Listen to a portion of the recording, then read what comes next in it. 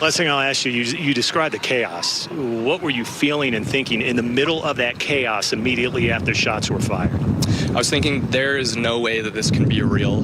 Being here in Utah, where it's relatively safe, at UVU campus, where there's a lot of like-minded individuals, you always hear people say you never think it's going to happen to you.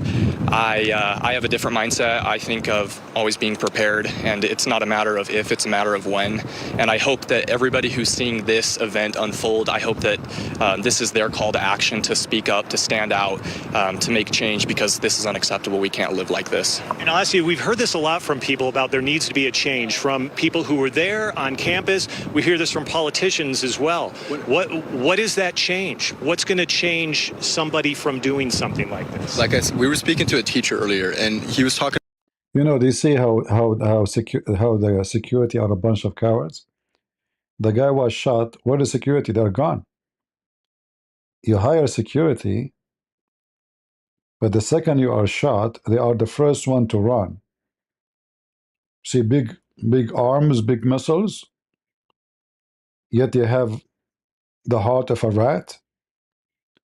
You see, now he is, like, if you look at the video, About how they are practically the entire university, the chair, they are blocking the area where he is falling down in the ground, but there's no security around him, which means the security run away.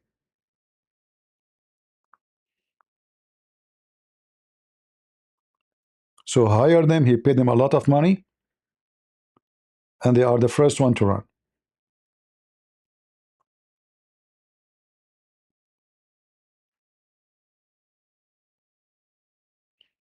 And then this idiot, old man, he starts shouting, I shot him, I shot him.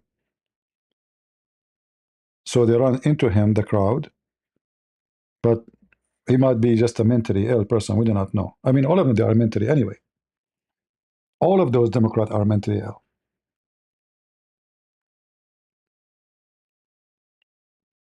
They are wicked and mentally ill.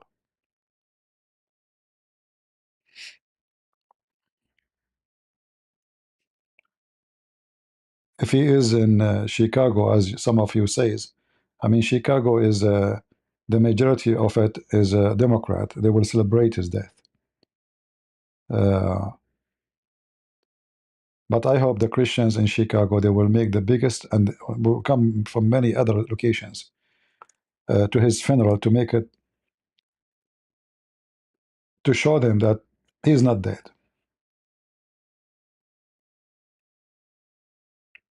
And this is the good thing about videos. You kill the guy, his videos is there. His word is still there. His answer will screw you, will hurt you. And now more people will watch it. You did not kill him.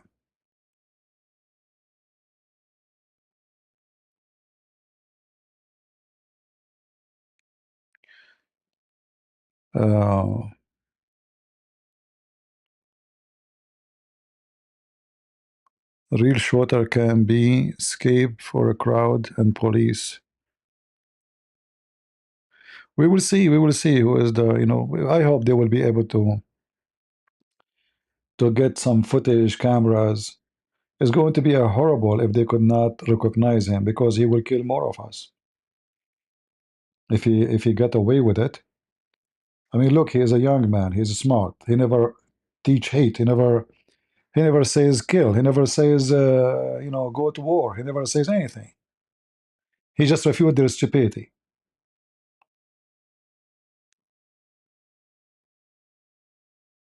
Out. One of the latest bits that we've seen is an update from the University of Utah.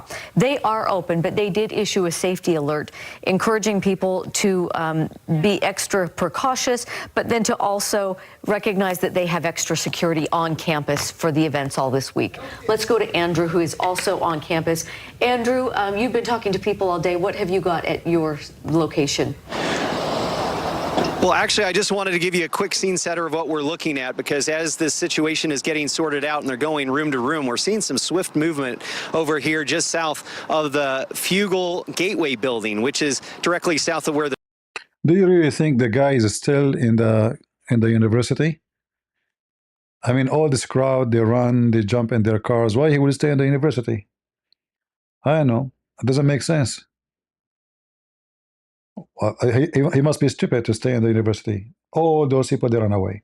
He can just throw the gun somewhere, hide it, and he run with the crowd.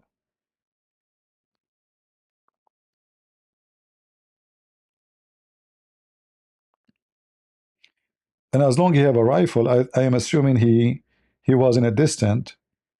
He's not too close to the crowd, so he will be the first one to be able to run before anyone start running.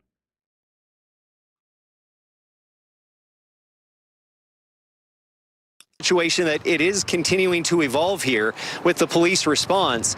And again, just resetting, if you're just tuning into us, we saw several SWAT people get in vehicles and book it that way, and then up out toward the south end of campus. So we don't know exactly where they are going. Just prior to that, though, and this I just want to point you this way, as you see, well, between the trees, you might be able to see the legs of a SWAT officer rushing in toward this building.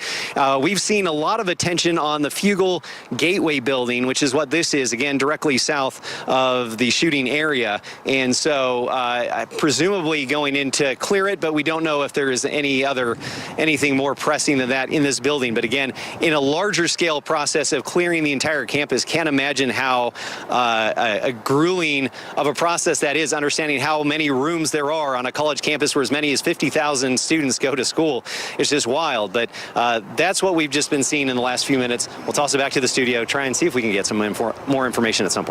All right, Andrew Adams reporting live from UVU campus for us with that update. Thank you. We appreciate just the updated information and seeing that this is still, UVU has reported, this is still an unfolding situation. We're seeing that. Police dogs still on campus, officers still speeding to different places. We don't know what the latest developments are, but we will keep you posted, and that's why we keep checking in with our various reporters who are in different spots on campus. Let's check in with Dan Rascone. Dan, any movement on your end of campus? Yeah, that's exactly what we're seeing out here on our end also. We're along University Avenue here and also I-15. You can see officers just behind me here. I'm not sure exactly what's happening here, but they're trying to get out of the way as far as getting over the curb here and flipping themselves around so they can race off to another area. So I'm not exactly sure where these officers are going, but they seem to be heading down towards I-15. That's basically the northbound lanes there of I-15. We see another one racing off right there. So something must be going on where we could obviously see officers jumping in the vehicles right here. And as you see, here we go. Another car that's going to be heading kind of the entrance here. This is the entrance to northbound I-15 along basically right next to the UVU. So I don't know if maybe there's somebody that's been found or the possible shooter that's been located or what happens there. But again, we're seeing a lot of activity, a lot of SWAT members also running across campus to a variety of different areas. But you can just give you a little bit of a picture here. If you were to come off of I-15 here and University, you could see, and then you start heading basically towards UVU, just all this police force right here in this area. And then as we kind of flip around here, it's just completely congested here. And then we go all the way to where that roundabout is, kind of where Mike Hedrick is. And that's where you see all of the congestion there with all of the police officers and all of the agencies from a variety of different places. But again, as everybody's been kind of mentioning here, suddenly we're starting to see a lot of activity as far as officers racing off to different locations. What's interesting, though, is that we saw some officers going this way. Now we see these officers coming our way here. So again, we're not really exactly sure what's happening, but apparently there's still a lot of activity as far as officers try to get to a variety of different locations right now. But the stories have just been horrendous to be able to hear some of these students describe exactly what they saw out there. We've been hearing all day long here, one story after another, about the trauma that they experienced as they saw Charlie get shot there. Many of them describing in detail kind of what happened, where the bullet hit, the blood that they saw. So many of these students are saying it's going to be difficult to get back to campus here. And that's going to be one of the big questions here, is trying to get back to campus and trying to get back to reality again as far as getting back to their studies. This is an experience that many of these students told us time and time again that they will never forget, that this is something that they'll never forget in a lifetime. And so very sad, very tragic what happened here, very upsetting. But again, a lot of police activity kind of happening here and there behind us. Another vehicle here, another city police officer from Orem trying to get out to get to another location. So again, we're just seeing this kind of spread out as far as officers trying to get to different locations.